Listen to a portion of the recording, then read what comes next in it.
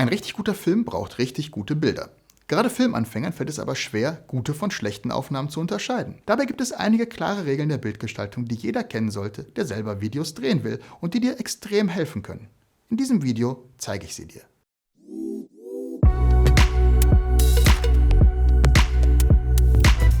Videos drehen und fotografieren ist doch kreativ. Da kann ich ja wohl machen, was ich will. Außerdem sind Filme gerade dann am spannendsten, wenn sie sich nicht an Regeln halten. Wer so denkt, hat völlig recht. Aber damit du Regeln anständig brechen kannst, musst du erstmal wissen, welche es überhaupt gibt. Deshalb möchte ich dir in diesem Video die wichtigsten Regeln der Bildgestaltung vorstellen und zeigen, wie du sie effektiv einsetzen kannst. Brechen kannst du sie dann später gerne selber. Wenn du das erste Mal ein Video von MindNap siehst, schau dich gerne auf unserem Kanal um. Unter dem Motto „Mit Videos mehr erreichen“ bieten wir Tipps und Inspirationen für alle, die Videos zur Vermarktung ihrer Produkte oder Dienstleistungen einsetzen. Von der Strategie über die Produktion bis hin zum Einsatz in verschiedenen Medien. Mein Name ist Alexander Lorenz, ich bin Filmemacher und Gründer von MindNap. Wenn dir das Video gefallen hat, freue ich mich über deine Unterstützung in Form eines Likes oder eines Abos. Am besten beides. Also, welche Regeln gibt es für die Bildgestaltung in Videos? Die einfachste Art der Bildkomposition ist die Symmetrie. Das heißt, zwei Bildhälften, links, rechts, sind so ähnlich, als wäre das Bild in der Mitte gespiegelt. Neben der Symmetrie gibt es aber noch ein Gestaltungsprinzip, das viel dynamischer und gleichzeitig mindestens genauso angenehm anzusehen ist, den goldenen Schnitt. Der goldene Schnitt ist in der Mathematik seit der Antike bekannt. Dahinter steht die Frage, in welchem Verhältnis zwei Linien zueinander stehen müssen, damit der längere Teil geteilt durch den kürzeren die gleiche Zahl ergibt wie die Summe aus beiden geteilt durch den längeren. Das Zahlenspiel ist im Prinzip egal, was sich aber daraus ergibt, hast du sicherlich schon mal irgendwo gesehen. Diese Form findet sich in vielen Stellen in der Natur und in der Kunstgeschichte. Für die Bildgestaltung mit der Kamera nutzen wir meistens eine vereinfachte Form, die Drittelregel oder Rule of Thirds. Eine Einteilung in Drittel kannst du dir auf den meisten Smartphones und auch auf vielen Kameras einblenden lassen. Um ein ausgewogenes Bild zu erhalten, positioniere einfach deinen wichtigsten Bildinhalt auf den Schnittpunkt aus zwei Linien. Et voilà! Der vermutlich häufigste Bildgegenstand sind andere Menschen.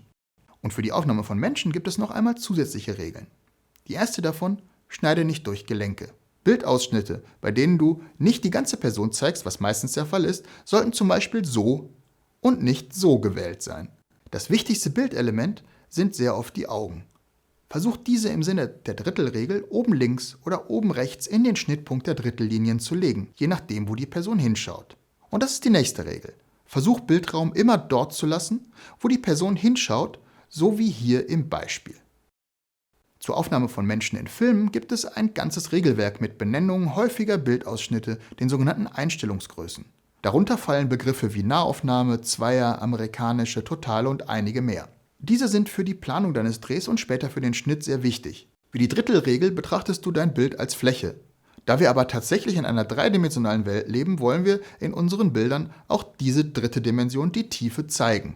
Um Tiefe im Bild zu erzeugen, versuchen wir neben der Ebene, auf der unser Fokus liegt, auch einen schönen Vordergrund oder Hintergrund ins Bild zu bekommen, am besten beides. Bei Fotografen gibt es den Spruch, Vordergrund macht Bild gesund. Und da ist was dran. Wenn du ein Objekt findest, das du unscharf ins Bild nehmen kannst, sieht es häufig super aus. Apropos unscharf. Eine Technik, die Bilder automatisch viel professioneller aussehen lässt, ist die Verwendung der Tiefenunschärfe. Das heißt, der Bereich, in dem ein Bild scharf ist so gewählt, dass nur Dinge in einem bestimmten Abstand scharf sind. Der Rest wird unscharf. Beeinflusst wird das von 3 Faktoren: der Blende, der Brennweite und der Größe deines Sensors. Je kleiner die Blendenzahl, je größer die Brennweite und je größer dein Sensor, desto kleiner ist der Bereich, in dem dein Bild scharf ist. Die Sensorgröße ist dabei am schwersten zu beeinflussen, nämlich nur durch die Benutzung eines anderen Gerätes. Die Brennweite kannst du durch Zoomen bzw. durch die Verwendung eines anderen Objektivs verändern und die Einstellung der Blende ist bei vielen Kameras möglich.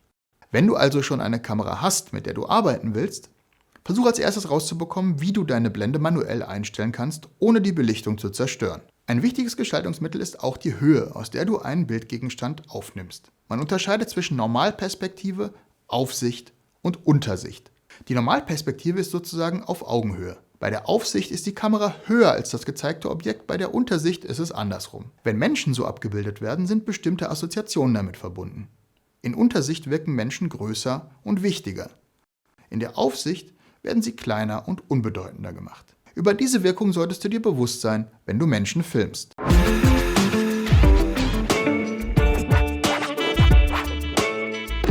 Das war mein Überblick über die Grundregeln der Bildgestaltung. Wenn du das nächste Mal deine Kamera in die Hand nimmst, probier einfach mal eine der Regeln aus. Ob du sie dann brechen willst, bleibt natürlich ganz dir überlassen. Was auch dir überlassen bleibt, ist diesem Video ein Like und dem Kanal ein Abo zu verpassen. Danke fürs Zuschauen und bis zum nächsten Mal bei Mindmap mit Videos mehr erreichen.